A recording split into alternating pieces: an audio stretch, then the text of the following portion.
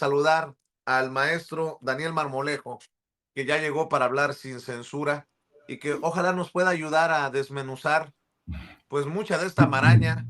Hablábamos de la guerra híbrida en tiempos de López Obrador, pues la estrategia va pintando también por ahí, eh, entre violencia, narrativa, golpes mediáticos, etcétera, etcétera, etcétera. Mi querido Daniel, te abrazo a la distancia, ¿cómo estás? Vicente, qué gusto saludarte a ti y a la gran audiencia que te sigue con mucha fidelidad y que, bueno, pues ha estado muy atenta toda la audiencia a lo acontecido, donde primero hay que establecer los criterios humanistas en la reflexión del alcalde del Sombrero, pues el alcalde Manso, que desgraciadamente pierde la vida en un atentado.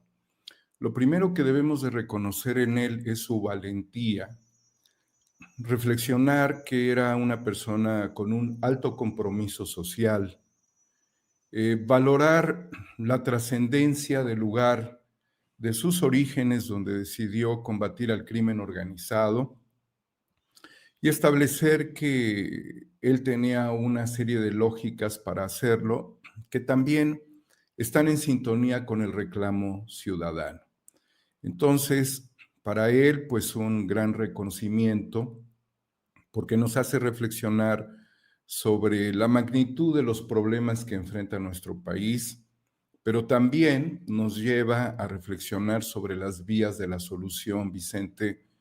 Y este distinguido personaje de la política, que tristemente está siendo secuestrada su lucha y su imagen por la oposición, destacando que él no era un opositor, pero tenía una visión distinta con respecto al combate al crimen organizado de la estrategia nacional, o sea, se había distinguido de ello y también queda dentro del mismo espectro de su lucha como una figura independiente, aunque había sido morenista, es decir, él coincide en muchos de los aspectos de la justicia social, pero bueno, la realidad es de que él ya tenía una confrontación con Felipe Calderón, con la estrategia de Felipe Calderón y con esto que fue la guerra contra el narcotráfico, que aparece por primera vez en el estado de Michoacán, que es el estado de Felipe Calderón.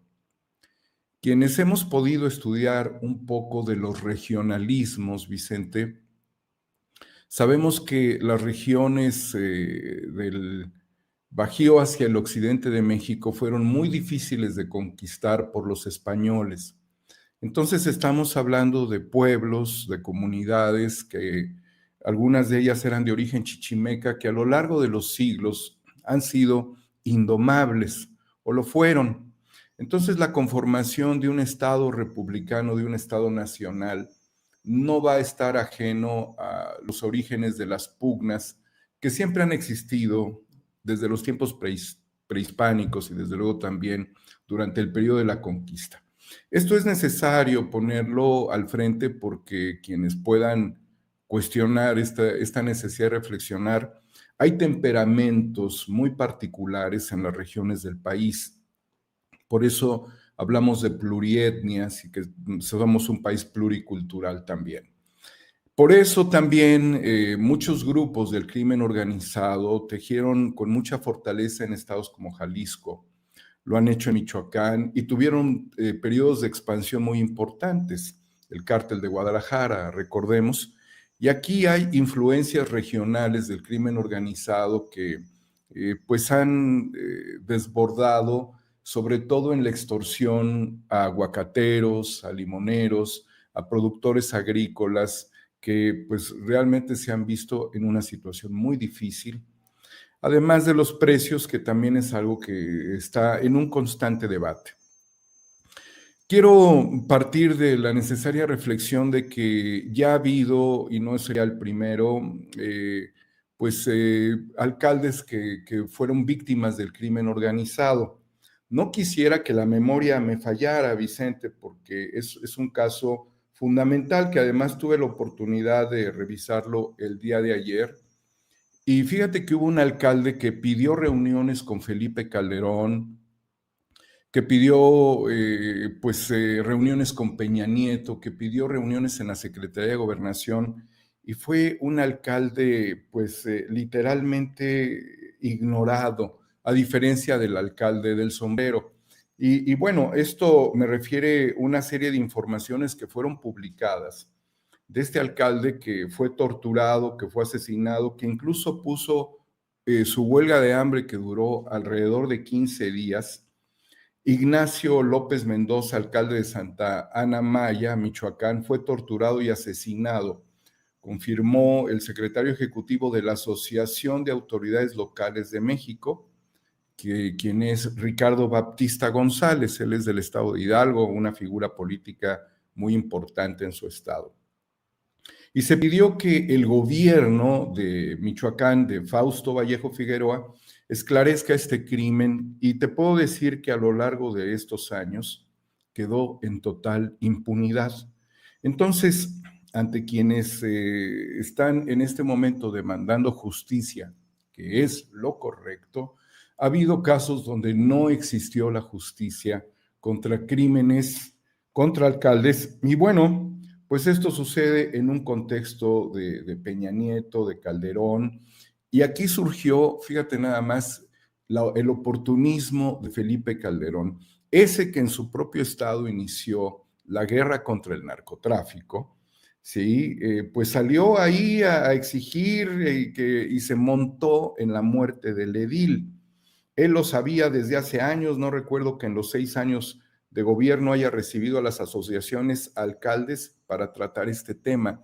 Dijo Ricardo Baptista respecto a Felipe Calderón que no tenía de intención de actuar ni de trabajar en situaciones de riesgo de sus alcaldes. Es decir, ahí se joden, yo hice la guerra, yo la voy a llevar como quiero con mi aliado, que es Genaro García Luna, y pues los alcaldes ahí sabrán. Esto lo dejo como parte del contexto histórico para los que a los gritos claman justicia, que es lo justo, que es lo correcto, pero que olvidan los contextos donde Calderón se ha montado en la muerte de los alcaldes, de la misma manera en la que en este momento hay una campaña generalizada en el país para, de alguna manera, tratar de desvirtuar la acción del gobierno federal respecto a las investigaciones y a la protección que debió haber recibido el alcalde Carlos Manso. Pero, Vicente, aquí hay una cuestión muy importante que ya fue aclarada y que la gente de Sin Censura sabe muy bien. El alcalde sí recibió las atenciones del gobierno federal, sí hubo reuniones en este año, al menos 4 reuniones, con el comandante de la 21 Zona Militar. Sí se le proporcionaron vehículos blindados, sí se le proporcionó efectivos de la Secretaría de la Defensa Nacional, y también tuvo efectivos de la Guardia Nacional. Entonces, si él tuvo esto, la gente se pregunta, entonces, ¿sí hubo apoyo? Sí, sí hubo apoyo. Entonces, ¿qué falló? Aquí fallan varias cosas, Vicente. Fallan algunos aspectos que son conceptuales. Lo primero es de que vivimos en un estado de derecho. Entonces, nosotros ya vivimos la justicia por propia mano. También hemos vivido, lamentablemente, ejecuciones extrajudiciales durante el gobierno de Calderón, y también hemos vivido escenarios de represión del PRI contra la ciudadanía. Lo importante es saber que en un Estado de Derecho existen diferentes niveles para aplicar la justicia. Y una de las convicciones particulares que tenía el alcalde era que él mismo comandaba las operaciones contra la delincuencia. Es decir, quizás no confiaría lo suficiente de sus policías. El otro aspecto que debemos de analizar es de que él estaba deseoso del combate. Y como nosotros ya venimos de escenarios muy trágicos, debemos de recordar que José Mireles, el doctor José Manuel Mireles, Hipólito Mora, fueron víctimas como consecuencia de las pugnas, de las autodefensas que sostuvieron contra el crimen organizado de los caballeros templarios, y que tarde que temprano se dan ajustes de cuentas porque quedan ahí muchos resentimientos. Y esto nos lleva a pensar que ese tipo de acciones por parte de la sociedad, de los pueblos, como lo que el alcalde estaría convocando a una lucha, y esta lucha te lleva a una guerra civil muy focalizada, no es el camino adecuado. Y no lo es porque se han dado muy fuertes golpes al crimen organizado mediante estrategias de inteligencia y de acción de las fuerzas federales, y ahí están las estadísticas. Entonces, el alcalde no encontraba una paz ni encontraba una lógica de procedimientos sobre la justicia federal. Por eso también los convocaba, pero él hablaba de comandar, hablaba de batallones, es decir, que tenía Sí, en su mente los conceptos bélicos, querido Vicente. Y esto no puede ser posible por dos factores esenciales. Lo primero es de que él estaba decidido a combatir al crimen organizado en condición de beligerantes. Y eso ya lo vimos que acaba de suceder específicamente en Río de Janeiro, donde Claudio Castro, el gobernador, pues ordenó la llamada Operación Contención, que ha significado una masacre. Entonces, México no está para masacres. En segundo lugar, Vicente, porque la delincuencia organizada, los crímenes locales, quedan pues dentro de un nivel que es el nivel de la justicia penal y tienen que ser procesados y no pueden ser atacados con la furia destructiva como lo hizo Calderón a través de ejecuciones extrajudiciales, porque si no se rompe el Estado de Derecho. Entonces la reflexión nos lleva, Vicente, amigos de Sin Censura, a repensar la condición de los presidentes municipales en estados muy particulares. También la importancia que tiene el diálogo con el gobierno federal y la importancia de poner toda la atención del Gabinete de Seguridad a municipios de alta vulnerabilidad. Y quiero reflexionar que a partir de que Estados Unidos inundó de armas a nuestro país para que como cucarachas nos matáramos entre nosotros mismos, nos acribilláramos, ensangrentáramos al país, para pues ellos beneficiarse como lo han hecho en muchas otras partes del mundo. La situación del país se pone en un alto riesgo en el momento actual. Y además, porque con las armas y con la situación de desigualdad social que quedó muy marcada durante los regímenes del PRI y del PAN, la terrible desigualdad social, la terrible desigualdad económica, la pobreza y la pobreza extrema, las armas contribuyeron también a que esa desigualdad generara una ideologización del narcotráfico y generara hasta series de Netflix para tratar de promover la ganancia fácil, la riqueza inmediata, las mujeres, las camionetas, el poder y desde luego pues estar con corazas, con escudos que son blindados y claro. tener cuanto dinero fuese necesario para tener esos niveles de vida. Entonces, Vicente, concluyo diciendo que México se nos pudrió en gran medida por las armas y por la ideologización del crimen organizado y por las series de Netflix y porque todo esto circuló desde Rápido y Furioso y desde muchos ejes para ahogarnos y para autodestruirnos. Nadie que promovió la autodestrucción de nuestro país va a venir y a entrar a nuestro país a marcarnos las condiciones de futuro.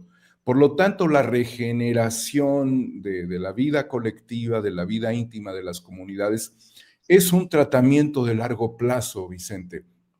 Y si de esto hubiese escuchado quizás, no sé, Carlos Manso, el alcalde del Sombrero, hubiese analizado mejor el fenómeno sociológico y antropológico. Se requiere de la sociología, se requiere de la antropología y también del conocimiento del derecho y del derecho internacional para no cometer genocidio, para no cometer crímenes de lesa humanidad, para diferenciar muy claramente qué es un delincuente, qué era lo que él tenía que combatir, y qué son beligerantes, que corresponde a un estado de guerra y corresponde a ese derecho internacional y al protocolo 2 de Ginebra.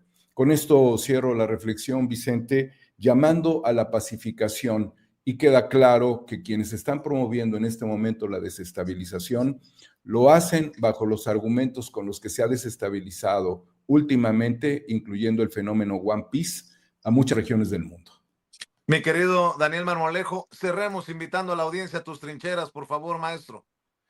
4A República, querido Vicente, siempre hay programas muy importantes. Si ustedes entran y ven el programa muy especial que hicimos sobre Salvador Allende, se van a dar cuenta de la doctrina del shock, de la guerra híbrida, del neoliberalismo y de la destrucción de un sistema democrático. Sirve muy bien para reflexionar sobre estos temas. Homo ex novo, querido Vicente. Muchísimas gracias. Homo ex novo en Twitter, en lo que era antes Twitter, ahora X, y 4A República en YouTube. Te mando un abrazo, Daniel.